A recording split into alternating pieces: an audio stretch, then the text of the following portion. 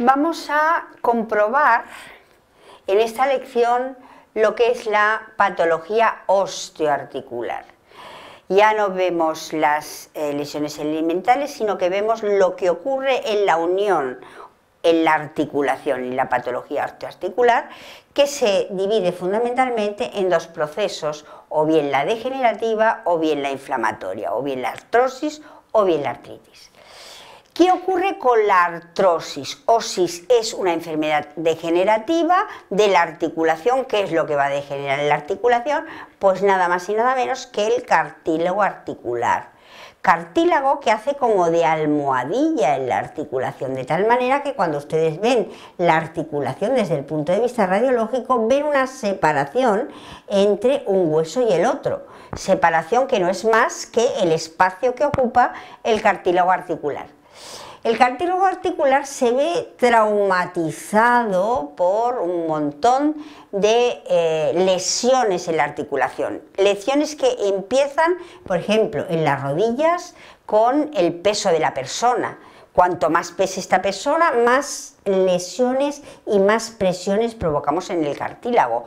O la gente que hace halterofilia, ¿qué hace? Levanta los pesos con la zona de escapular, la articulación de la extremidad superior, que no está preparada para recibir tal presión y contractura muscular. Por lo tanto, aunque parezca que sean muy sanos con el desarrollo muscular de las extremidades superiores, su articulación se ve sometida a presiones que son anormales y estas personas sufren artrosis prematuramente en su juventud. ¿Cómo se produce la artrosis, que cada vez va siendo mayor y al final el cartílago desaparece por completo, como vemos aquí? Y a veces desaparece tanto que deforma y destruye totalmente la articulación. ¿Qué le ocurre a ese cartílago en principio sano y luego enfermo? Pues fíjense ustedes lo que les ocurre, que todos estos mucopolisacáridos que hacen como de soporte, de sostén para estos filamentos que forman el cartílago, son destruidos cuando se destruyen los condrocitos a consecuencia de la presión. Y cuando nos desaparece toda esta masa que envuelve todas estas fibras, las fibras se ven. Y si las fibras se ven, parece el asbesto. El asbesto, saben ustedes, que es el único metal fibroso que existe en la naturaleza. Por eso a eso se le llama degeneración asbestiforme. ¿Qué ocurre entonces en una artrosis? No hay la separación. ¿Por qué no hay la separación entre un hueso y otro? Pues porque no hay cartílago. Entonces parece que los huesos están pegados. No es que estén fusionados, es que no tienen cartílago intermedio. ¿Y qué tenemos que hacer cuando tenemos tal destrucción articular, que es muy dolorosa a la hora de caminar, etcétera? Pues sustituir la articulación por otra articulación que permita el movimiento y la separación entre la superficie articular y la otra. ¿Qué tenemos aquí? Inflamación. Y vamos a ver fundamentalmente una, la artritis reumatoide. Meaning that joints on both sides, right and left of the body, are affected at the same time. Rheumatoid arthritis may start in any joint, but frequently affects the smaller joints in the hand. Common symptoms include fatigue, joint stiffness, particularly in the morning and when sitting for long periods of time, flu-like symptoms, including a low-grade fever, rheumatoid nodules, or lumps of tissue under the skin. These appear in about 1/5 of people with RA. Loss of appetite, depression, weight loss, anemia, cold and or sweaty hands and feet. The exact cause of RA is not known, but we do know that the immune system plays an important part in RA. In a healthy immune system, the white blood cells produce antibodies that protect the body against foreign substances. In rheumatoid arthritis, the immune system mistakes healthy tissue for a foreign invader and attacks it. In addition to the inflammation of the synovial lining, the surrounding muscles and tendons are also weakened. TNF, a pro-inflammatory cytokine produced by the immune system, plays a crucial role in causing joint inflammation. Recently, anti-TNF therapy has been found to be useful in the treatment of rheumatoid arthritis. ¿Qué hemos visto aquí? Hemos visto aquí una de las reacciones inflamatorias que se dividen en agudas y crónicas. Las agudas, que están mediadas, como todo el mundo sabe, por polinucleares, toda inflamación aguda mediada por polinucleares, y las crónicas, que están mediadas por células crónicas, como son los linfocitos. En las agudas mediadas por polinucleares no nos interesan las infecciosas, que son las clásicas infecciones por contaminación por algún motivo. Nos interesan las propias de la articulación, que son las microcristalinas, los cristales que se depositan en esa articulación, es lo que provocan la reacción aguda. Y en las crónicas, ¿qué nos interesa? La mayoría de estas crónicas tienen carácter autoinmune, tienen una reacción cruzada con determinados antígenos, provocan una respuesta de los linfocitos, respuesta que va ligada al la superfamilia del tumor necrosis factor, como han oído en la diapositiva del vídeo, y que depende de células C activadas. Este hecho de que dependa del tumor necrosis factor ahora mismo tiene interés porque nos permite un tratamiento selectivo. Y tenemos dos: la artritis reumatoide, que son la que han visto aquí, propia de las mujeres, y la espondilitis anquilopoyética, que es esta que están viendo aquí, propia de los hombres. Esta afecta a las articulaciones pequeñas, esta afecta a la columna vertebral. Hay una gran diferencia entre lo que es una artritis reumatoide y lo que es una espondilitis anquilopoyética, como inmediatamente veremos. ¿Qué es una artritis reumatoide? Una artritis reumatoide es una inflamación crónica de las articulaciones, fundamentalmente de las pequeñas articulaciones de las manos y de los pies, pero es generalizada en todo el organismo, propia de las mujeres, y es bastante frecuente, ya que ocupa un 1% de la población.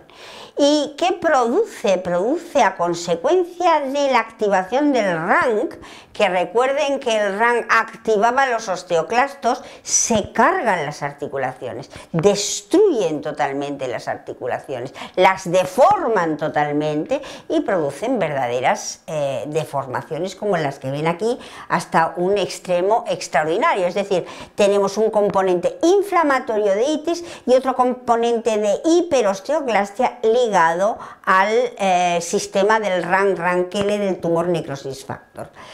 ¿Cuál es la causa que produce esto? Bueno, no se sabe exactamente, pero lo que es verdad es que los linfocitos T atacan a las propias proteínas del organismo, y eso se cree que ocurre así porque ha habido una reacción cruzada. Inicialmente los linfocitos se han sensibilizado ahora consideran que nuestras proteínas, que tienen en común como mínimo 5 aminoácidos contra o iguales a la proteína en la que se han sensibilizado los linfocitos, las confunde y ataca a nuestras proteínas propias como si fueran las originales. Es decir, que habitualmente son personas que tienen relación con los antígenos de histocompatibilidad mayor tipo 2 y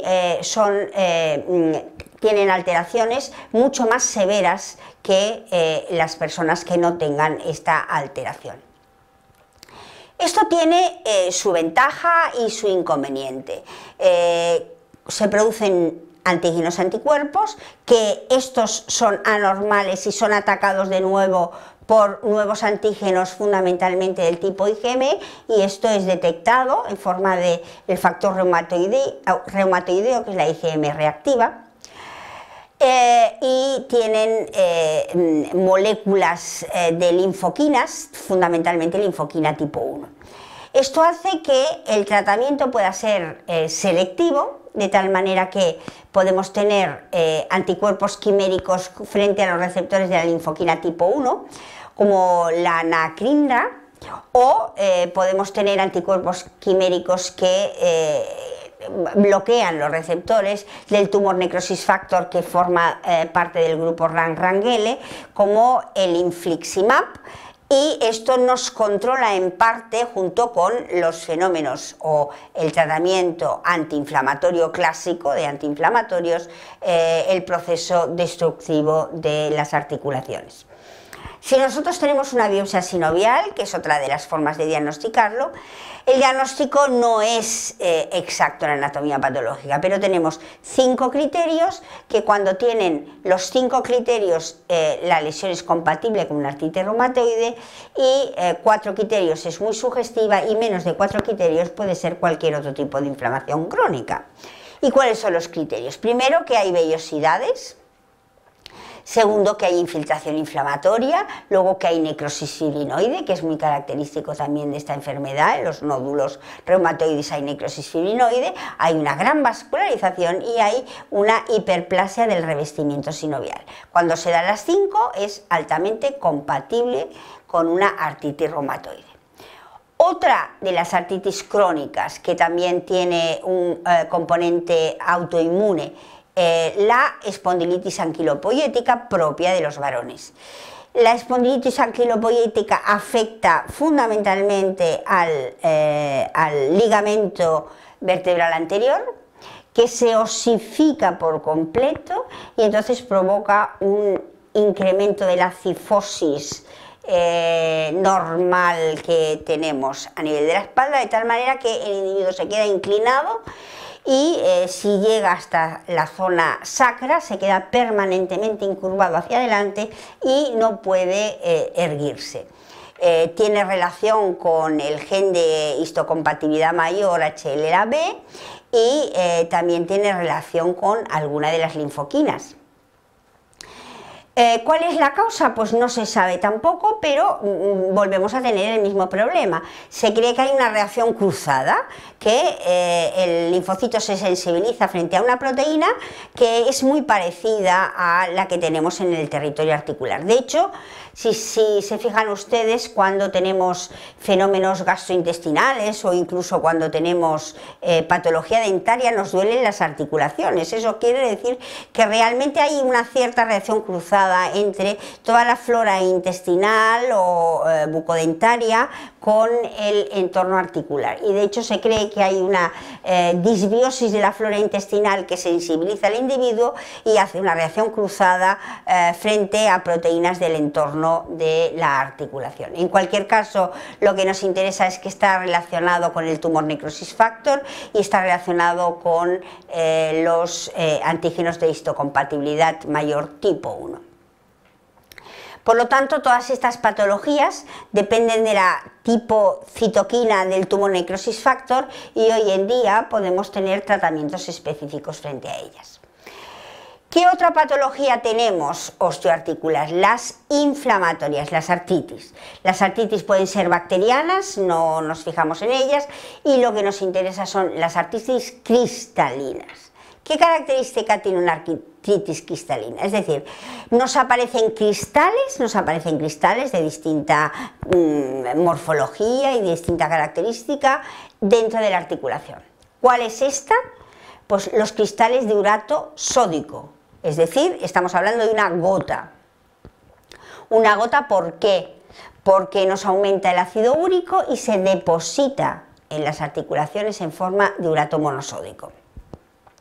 ¿Y qué es una hiperuricemia? Fíjense cómo se define. Se define como la elevación de la concentración de los uratos plasmáticos por encima de su nivel de saturación en condiciones basales, que serían a 37 grados y a un pH de 7,4. No está saturado cuando alcanzamos unos niveles de 7 miligramos por decilitro. Evidentemente, si tenemos más uratos, los saturamos y los uratos se depositan en forma de urato cálcico. Pero también se puede dar otra ocasión, otra posibilidad. Llegamos a estos niveles, pero bajamos la temperatura. Y si bajamos la temperatura, en vez de tener 37 grados, tenemos 34 grados, se depositan igualmente, porque disminuye su capacidad de mantenerse en disolución. Se hacen insolubles a una temperatura menor, igual que se hacen insolubles a un pH más ácido. Entonces, ¿qué ocurre? Cuando se hacen insolubles, se depositan en las articulaciones en forma de estos cristales. Estos cristales son como agujas, pinchan Aquí los ven la birrefringencia, según que estén dispuestos en sentido horizontal o en sentido vertical. Esas son la birrefringencia de los cristales. Y estos cristales, cuando se depositan, es un cuerpo extraño y por lo tanto atraen una inflamación aguda. Inflamación aguda que está mediada por los polinucleares que intentan fagocitar. Pero estos cristales son tan grandes y pinchan tanto que pinchan a los polinucleares y los polinucleares liberan sus enzimas hidrolíticos y en el momento que los liberan aumentan el proceso inflamatorio dentro de la articulación. ¿Y qué hacen además? Estimulan el RANK y producen una destrucción de la articulación. ¿Y dónde se producen fundamentalmente? Bueno, pues ustedes sabrán, por ejemplo, que cuando nosotros vamos a dormir tenemos que taparnos en la cama. ¿Cuál es la razón que nos tapamos? Pues la razón que nos tapamos es que cuando dormimos disminuimos la circulación periférica y se nos enfría todo el cuerpo. Entonces, si las zonas sacras, como son los pies o las manos, se nos enfrían, ya tenemos una de las condiciones para disminuir la solubilidad de los uratos. Y es clásico que los uratos se depositen por la noche en las pequeñas articulaciones de los pies, que es cuando los pies se nos enfrían, y producen el típico ataque de gota agudo, que es la podagra, a consecuencia de la insolubilización de los cristales. ¿Qué otra patología microcristalina tenemos? La otra es más bien congénita, es una enfermedad familiar que se caracteriza porque se depositan los cristales de pirofosfato cálcico. Los cristales de pirofosfato cálcico no tienen nada que ver con los de gota, fíjense ustedes que son pequeños, cuadrados, en forma de paralelepípedo, pero que cuando caen a la articulación también provocan esta reacción inflamatoria de los polinucleares al final se mueren y también producen una reacción aguda en la articulación. ¿Por qué esta patología de la condrocalcinosis ocurre o tiene este término, condro y calcinosis? Bueno, pues porque estos cristales de pirofosfato cálcico se depositan fundamentalmente en los fibrocartílagos. Aquí lo vemos depositado en el fibrocartílago del menisco de la rodilla, y nos calcifica el fibrocartílago y luego, una vez calcificado, puede eliminar los cristales hacia el interior de la articulación y provocarnos la reacción aguda inflamatoria. ¿Qué más patología, y con eso terminamos, tenemos en la zona osteoarticular? Pues tenemos otras patologías como la condromatosis, en las que aparecen múltiples ratones articulares degenerativos, la sinovitis velloso-nodular, en la que la sinovial nos prolifera formando una gran cantidad de material constituido por osteoclastos y hemosiderina, por eso se llama velloso-nodular y por eso es parda. Y luego, por supuesto, tenemos los tumores que se pueden originar en las zonas articulares, fundamentalmente el sarcoma sinovial. Muchísimas gracias.